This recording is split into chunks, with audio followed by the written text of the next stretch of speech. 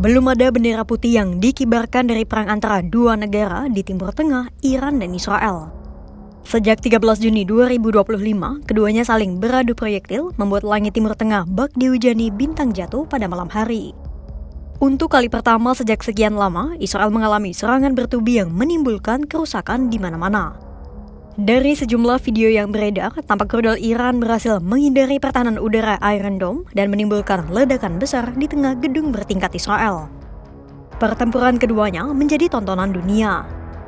Dunia pun bertanya-tanya, kartu apa saja yang masih disimpan Iran, serta akan sejauh apa Iran membalas serangan Israel dan bagaimana caranya.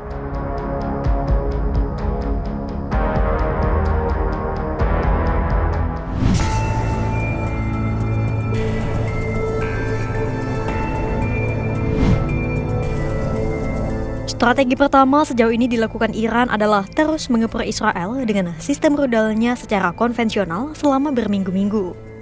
Menteri Luar Negeri Iran, Abbas Araghchi, menegaskan serangan dari negaranya hanya akan berhenti jika Israel berhenti menyerang.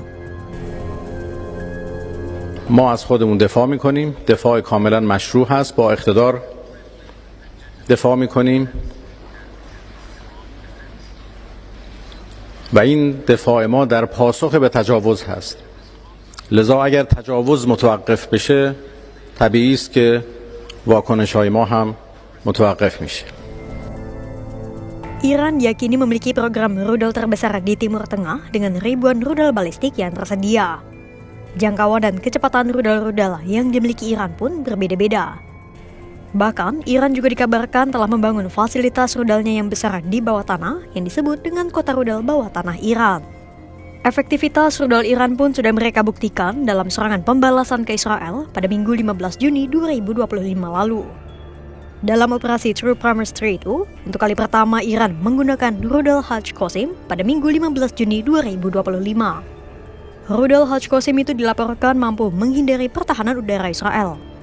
Kekuatan dan kecepatan rudal Hajj Qasim pun berbeda dibanding dengan rudal-rudal yang selama ini Iran gunakan pada sejumlah serangan sebelumnya.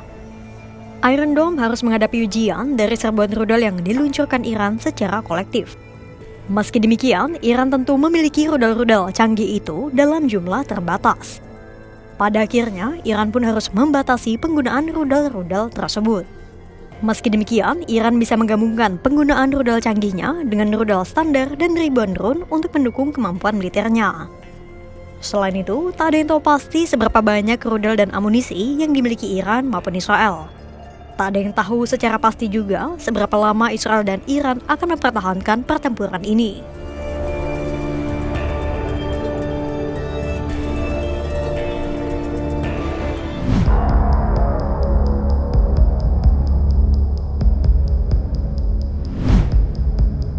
Kartu as kedua yang dimiliki Iran bukan dengan taktik militer, melainkan dengan memberi tekanan melalui penutupan Selat Hormuz. Ini strategi yang paling mungkin dilakukan Iran jika pertempuran terus berlanjut dalam waktu dekat. Tapi, kenapa menutup Selat Hormuz jadi salah satu alternatif yang bisa diambil Iran?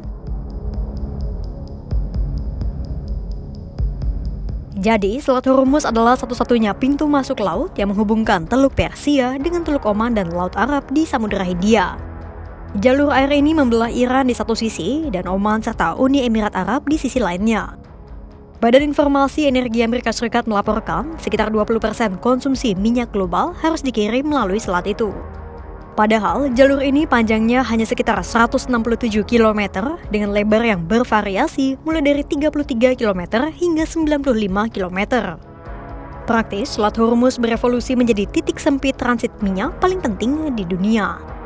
Kalau Iran benar-benar akan menutup Selat Hormuz, bisa-bisa harga minyak yang sudah tinggi akan semakin melonjak menyentuh angka $100 Amerika Serikat per barelnya atau sekitar 1,6 juta rupiah. Kenaikan signifikan itu bisa menjadi kabar buruk bagi dompet warga Amerika Serikat dan berpotensi memicu respons militer dari Presiden Donald Trump. Bahkan, negara-negara yang tak mengimpor minyak dari negara Teluk pun kemungkinan akan terpengaruh juga kalau Selat Hormuz ditutup. Pasalnya, tak ada cara lain untuk mengirim apapun keluar dari Teluk tanpa melewati Selat Hormuz. Menutup Selat Hormuz kemungkinan besar bisa menjadi kartu yang dimainkan Iran dalam jangka pendek. Pasalnya, menimbulkan gangguan di jalur perairan Timur Tengah selama masa konflik pun sebelumnya kerap terjadi tak hanya di Selat Hormuz. Pada tahun 2024, Angkatan Bersenjata Iran pernah menyita sebuah kapal kontainer di dekat Selat Hormuz usai Israel menyerang kedutaan besar Teheran di Damaskus, Suriah. Sementara sejak tahun 2023, proksi Iran yang bermarkas di Yaman, yakni Houthi, juga berulang kali melakukan sabotase di Laut Merah.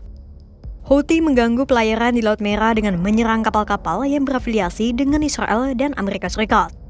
Meski begitu, kapal-kapal yang melewati Laut Merah masih bisa memutar dengan mengelilingi Afrika. Berbeda dengan Selat Hormuz yang tak memiliki jalur alternatif.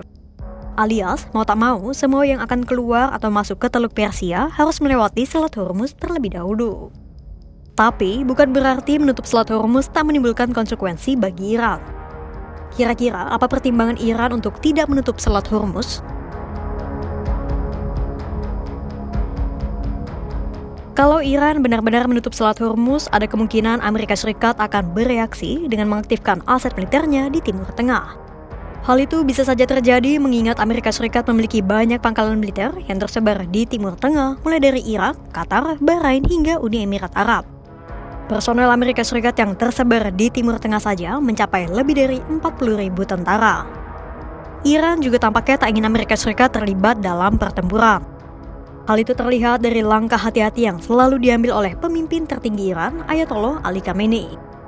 Bahkan sejak perang dengan Israel pecah, Iran tak pernah menyentuh fasilitas militer milik Amerika Serikat dimanapun. Dikutip dari Al Jazeera, ada beberapa alasan kenapa Iran tak mau Amerika Serikat ikut terlibat. Pertama, karena serangan gabungan Israel dan Amerika Serikat bisa menempatkan Iran pada posisi yang kurang menguntungkan. Kedua, besar kemungkinan Amerika Serikat dan Israel akan menyasar fasilitas nuklir Iran yang paling dilindungi.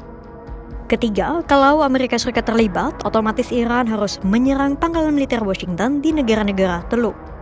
Padahal negara-negara itu juga memiliki peran penting bagi Iran dan bisa menjadi mediator yang potensial. Menutup Selat Hormuz mungkin bisa jadi alternatif bagi Iran untuk menekan Israel. Namun di lain sisi, Iran juga harus mempertimbangkan berbagai konsekuensi yang akan ditimbulkan. Salah satunya adalah dengan keterlibatan langsung Amerika Serikat. Iran memang memiliki sejumlah proksi di Timur Tengah yang bisa membantunya. Meski demikian, Iran juga tak ingin perang di kawasan itu meluas karena bisa berpotensi memengaruhi ekonominya dan menimbulkan kerusuhan di dalam negeri.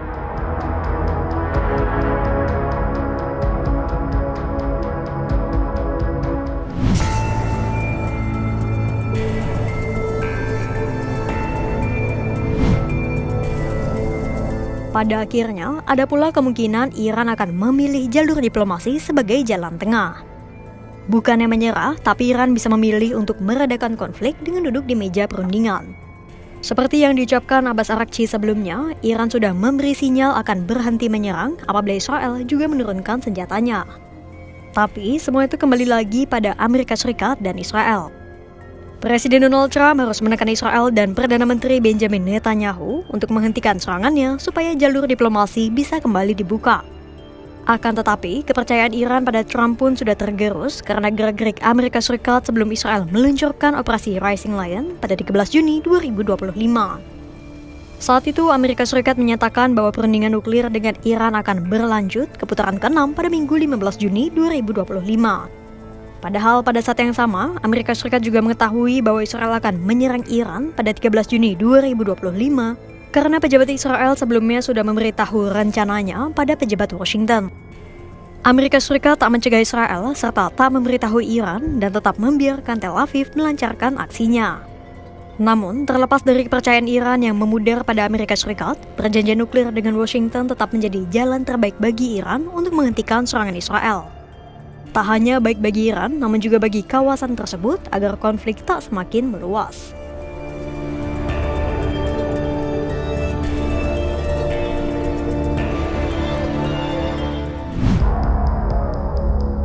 Perang belum ada tanda berakhir meski damai terus diupayakan. Iran dan Israel masih berhadapan di medan tempur mempertaruhkan ambisi, harga diri, dan masa depan kawasan.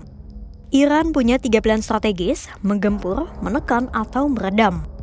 Menggempur dengan ribuan rudal dan drone yang mereka miliki, menebar teror di langit Israel dan menguji ketangguhan Iron Dome. atau menekan dengan menutup Selat Hormuz yang bisa melumpuhkan pasar minyak dunia dan memicu efek domino global. Atau memilih untuk meredam konflik dengan menjalin dialog dan menempuh diplomasi yang dipandang sebagai jalan paling rasional.